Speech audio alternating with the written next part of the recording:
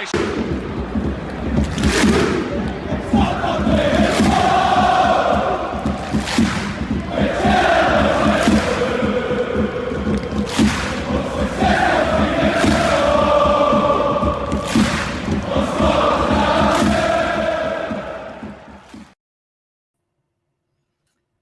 there, and welcome everybody to a slightly different show.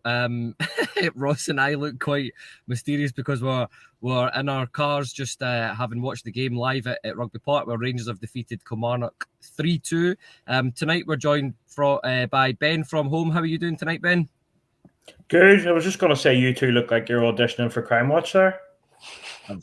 No far off it, to be fair. Mugshots coming near you soon. And Ross, how are you after that game? Yeah, I'm all right, mate. I'm freezing in this car, I'm not going to lie, but yeah, 3 points up the road. That's pretty much the way I'm looking at it right now. That's exactly it. Look, Ben, we'll crack straight on into it. I'll come to you first here. Rangers started the game with a lineup of McLaughlin in goal, Tav at right back, Goldson, Davies, Barisic, Kamara, Lundstrom and Arfield in the centre of the pitch, Fashion, Sakala, Kent and Morelos through the middle. What was your thoughts on this starting lineup, in particular no Tillman, and are you a bit surprised that Ben Davies started this game given these sort of injury problems before? Yeah, the Tillman I can understand. He's 20. He's played an awful lot of football, and I just feel like maybe a wee bit of a break. And we've relied on him so much that I think a wee bit of a break maybe do him no harm. Just especially with the cup coming up at the weekend, and the cups are obviously massively important for us now that we're so far behind the league. So that made sense to me. Davies, I felt that tonight might have been a chance to give him a rest, especially with the pitch, as you say. So yeah, I would have done it. Although I was glad to have him there at many points during the game. So can't complain. And Ross, your reaction to the 11 that started for Rangers tonight? Yeah, no real surprises for me, to be honest. I expected McLaughlin to come back in. I realise I've went a bit dark there. Sorry, guys. Yeah, I expected McLaughlin to come back in. So that wasn't a surprise for me. I felt I was a bit surprised to see Scott Arfield. I think we spoke about that earlier, that it maybe would have been a game for him, but I was a wee bit surprised to see him. And yeah, it turned out maybe not the game for Arfield tonight. But no real surprises for me in the end. Ben, I'll come to you in the next point. Let's talk about, because we have to talk about the first 5 minutes of the game. It was not the start Rangers wanted. It was slow. It was turgid. It was everything you don't want on a plastic pitch, to be honest with you. And Kilmarnock got the goal within the first 5 minutes. It was coming a mile off. I said, I'm not really sure how to blame here. Was it Tav's fault for giving the corner away in the first place? Or was it Morelos for the poor pass that led to the corner? Or was it McLaughlin and Goldson? But it seemed to me that there was a multitude of errors that could have been stopped before this goal went in. Yeah, take your pick, really. We started absolutely terribly. Rabbits and headlight comes to mind, and we just looked like 11 strangers that had never played football together for the first few minutes of that game. It was terrifying. It was embarrassing, to be honest, at the start. For the goal itself, yes, as you say, Tav giving away the corner. McLaughlin was horrendous, and actually just before that as well had come out for one and fluffed at it. And then Goldson as well was poor in the middle there for the goal, I have to say. And it's rare that he'll make a mistake. But yeah, defensively in particular, we were horrendous and just looked all over the shop.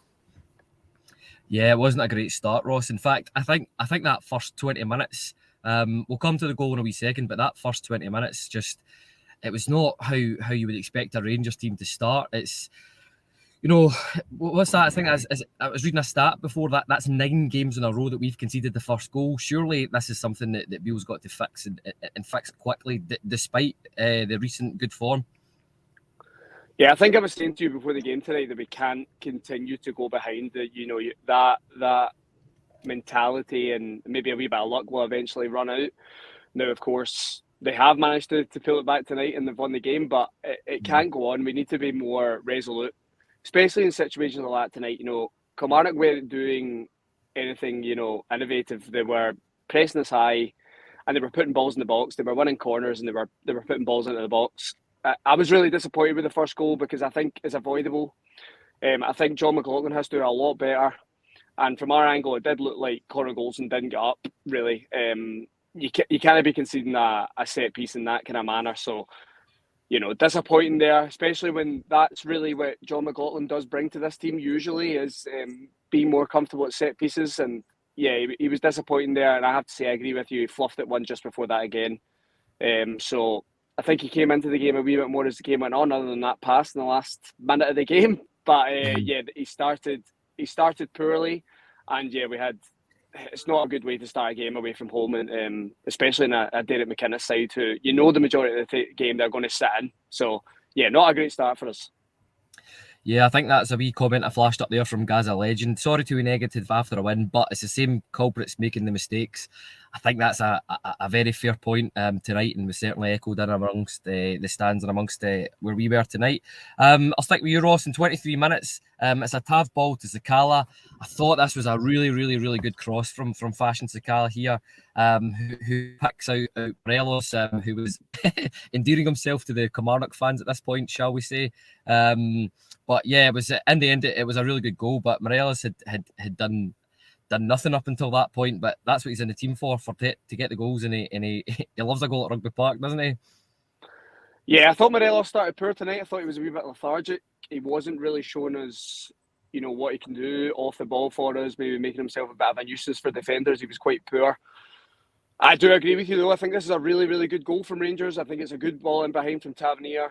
And Sakala is probably in the last couple of weeks starting to show that he probably is. He has more ability than we think. He's not just raw. He does really well here to pick his head up, pick Morelos out of the back post, and it is a good finish. I've seen Morelos miss plenty of first-time shots like that. So, yeah, a really good goal from Rangers, and probably something we needed at that point of the game because we'd started to really, put our foot on the ball at this point. And I always think sometimes we can look a wee bit, a bit of a psychological blow if we don't get the goal that we feel we should get in certain periods of the game. So yeah, really, really good goal from Rangers. And of course, you love a Morelos celebration like that when he's been getting it tight off the Kilmarnock fans. You love a celebration like that. So yeah, good goal for Rangers at a good time in the game.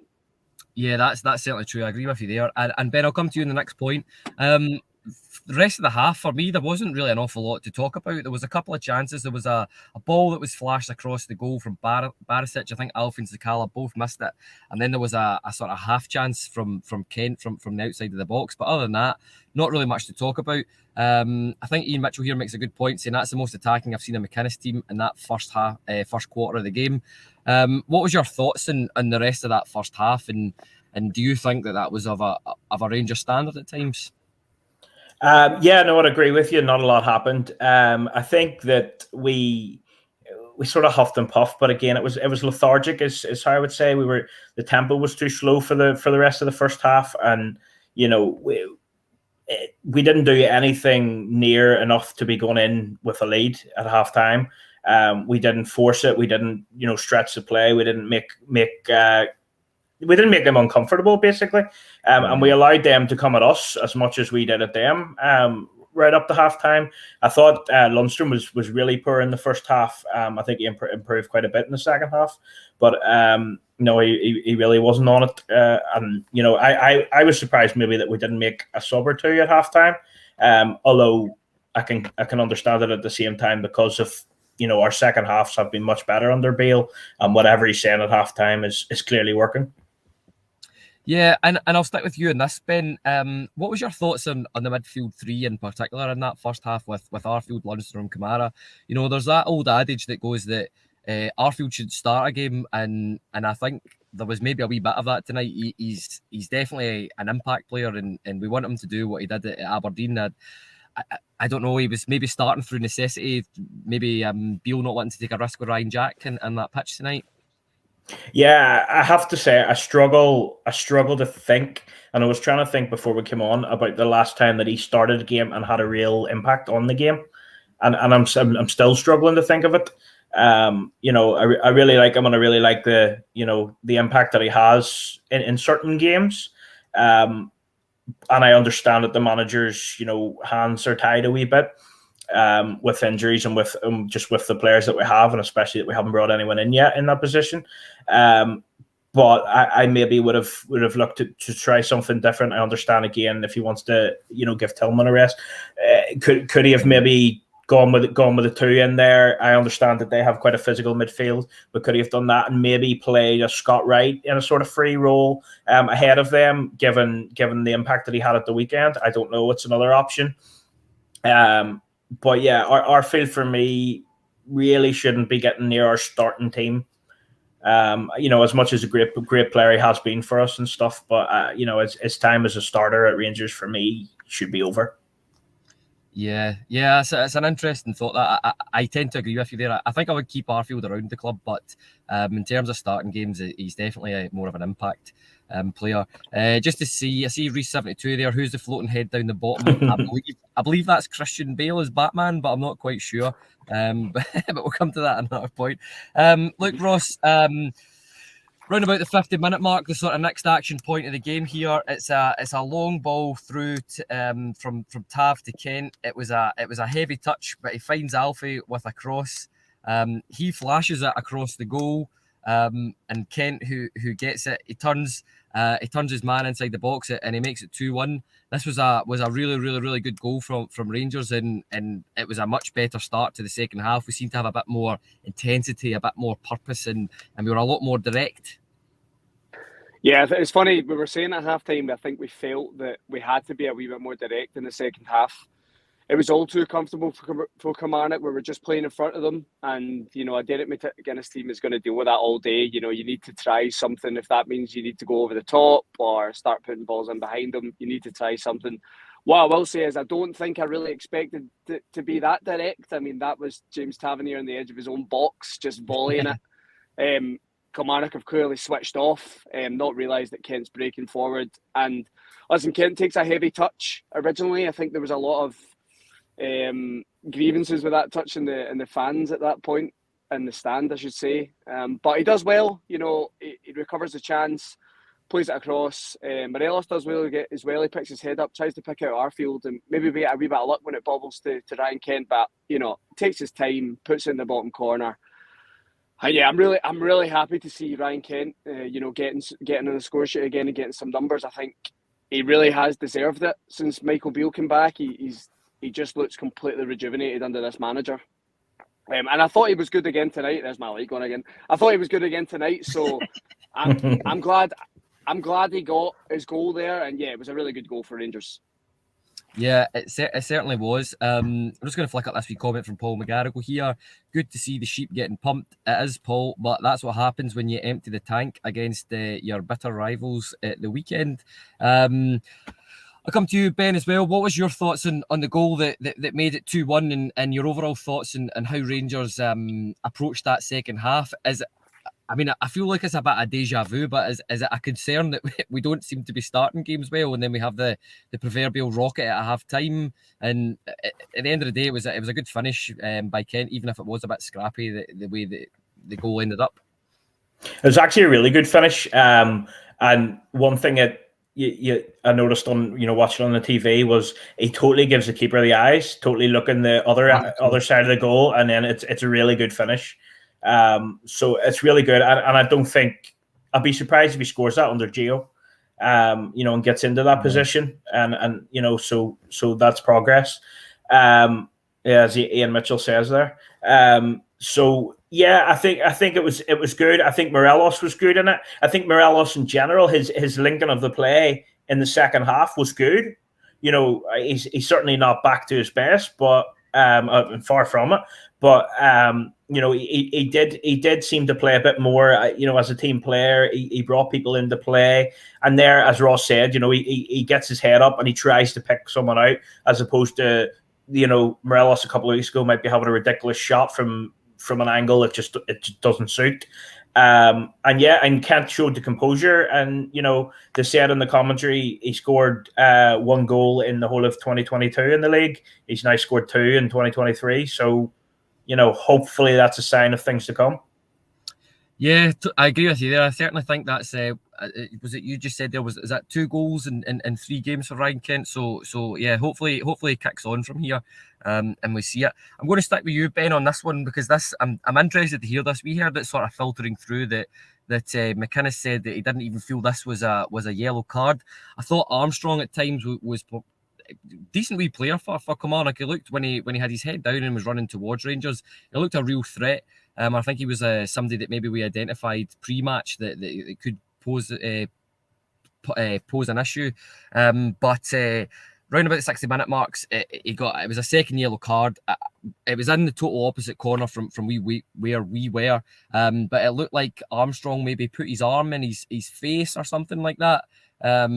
But even away from the other side of the pitch, it looked like it was a definite second yellow. Yeah, for me, at first I thought second yellow. Haven't seen it again on the replay. It was a straight red for me. It really was. And it was good skill by Borna, and then he just basically, he leaves his arm just under his chin, basically. And he had so much time to pull out of it. McInnes came on and said that he felt it was because the pitch was slippery and he couldn't stop. But I mean, that was total nonsense. He actually did have a good game, especially the first 20 minutes, and caused a lot of problems for us. And it was just stupid. But he seemed to have that in him. He was arguing with Morelos a few times, and Morelos is not the type of man that would argue with anyone. So, I felt a good player, but he let himself down and he let his team down there. Yeah, I'm just going to bring a wee comment up here from Curry Buncher. He says, "What's with the pod from the car, guys? You dogging? Not quite. We are trying something new, Curry, though, but we'll maybe drop you a location if you're interested in that later on, eh? But Ross, I'll come to you on the next point here. I think what I'm going to come to here. I have written down here Borna's crossing. Has he been told to find the back post? Because I felt this was you and I and a lot of people around about us were getting particularly annoyed about this tonight. Was every time he had the ball out wide, he seemed to float it into the back post. Kilmarnock got guys absolute giants that play for them. Guys like Ash Taylor who are just going to be mopping up balls like that all day long. How frustrating was this for you? And do you think this is something that Rangers need to change when they're attacking? Well, thankfully, I thought you were going to ask me about Curry's comment then, so I'm glad we're talking about Borna Barisic's cross instead. Yeah, I think I've said this before on podcasts that I don't think we don't get to the byline enough, and I think once we do get there in some occasions like tonight, we just don't seem to have the quality that we were looking for, and maybe it's going to take us to that next level. Borna is very comfortable with that technique of wrapping his foot around the ball, getting a lot on it, and trying to find the back post. And it used to work quite a lot for us when we had, Tavernier arriving to the back post and beating his man, but he doesn't do it as often anymore. I don't know if that's a tactical switch from us, or if maybe Tavernier is just, he's getting on now. He's got a lot of minutes in the tank, and he maybe doesn't do the burst into the back post as much. But yeah, I totally agree. It was very frustrating tonight with Borna. Of course, he gets a wee bit of luck for the third goal because he's the one that puts the ball in. But it is something I would like to see us vary a wee bit. It becomes, I think, too predictable and easy to defend against.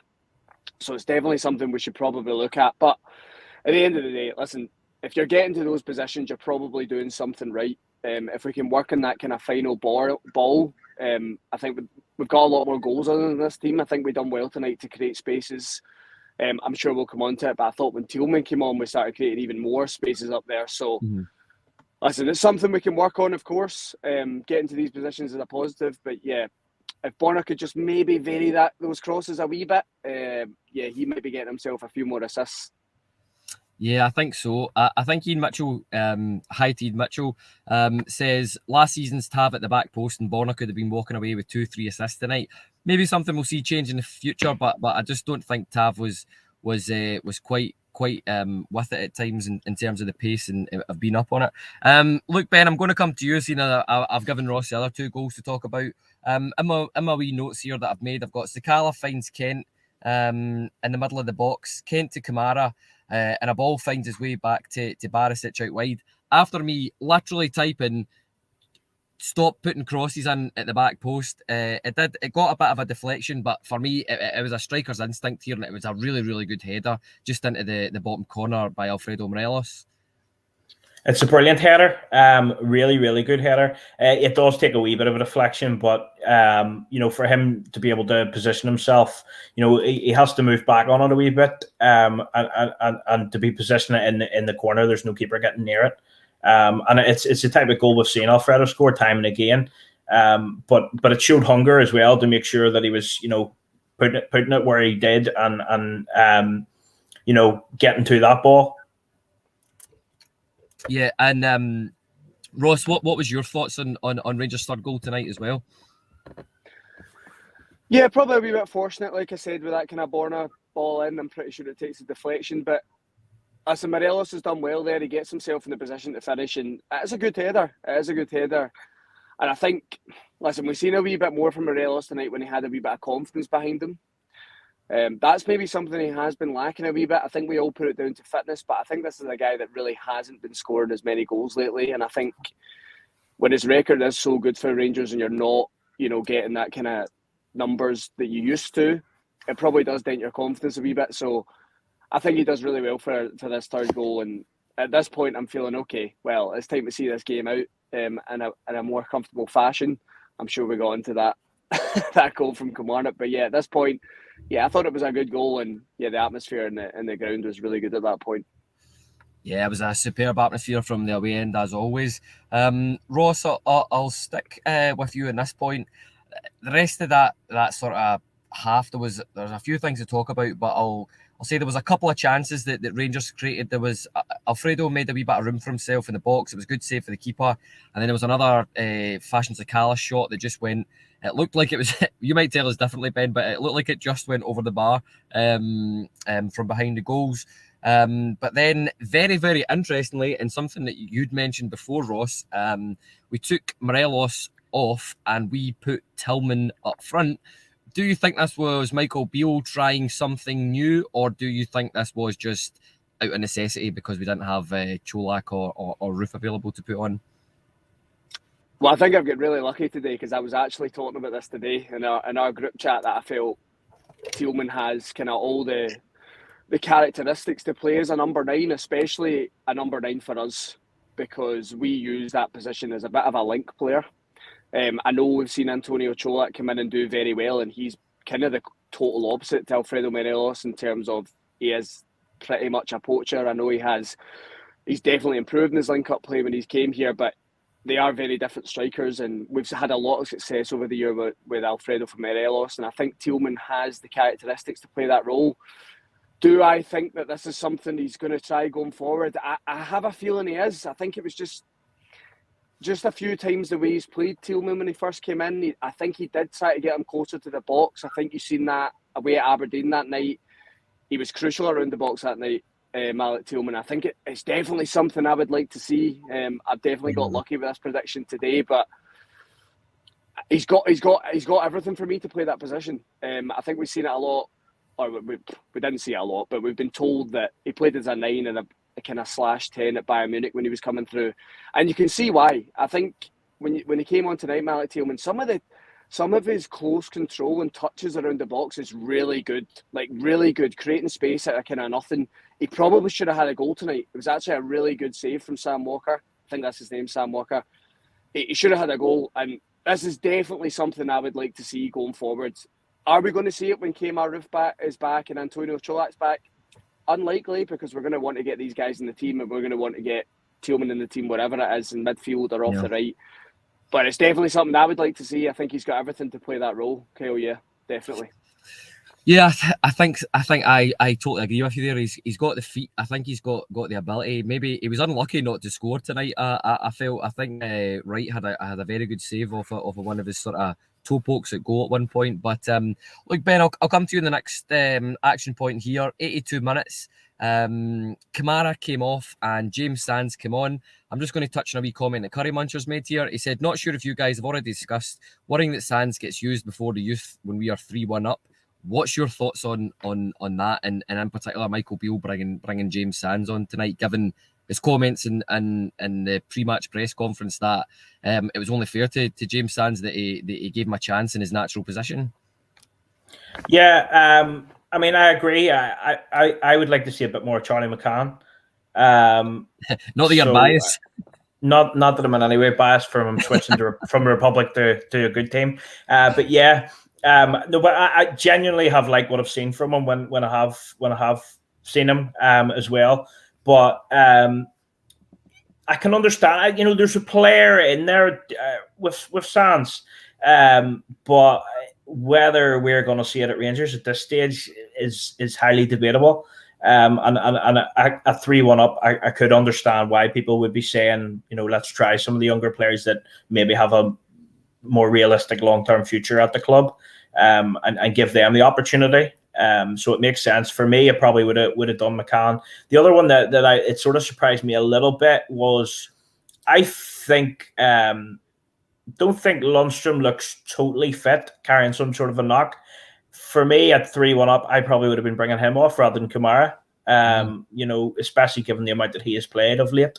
So so that's the other one that sort of surprised me a little bit. And then also maybe not getting Scott Wright on in an attack, and given what he did at the weekend. There.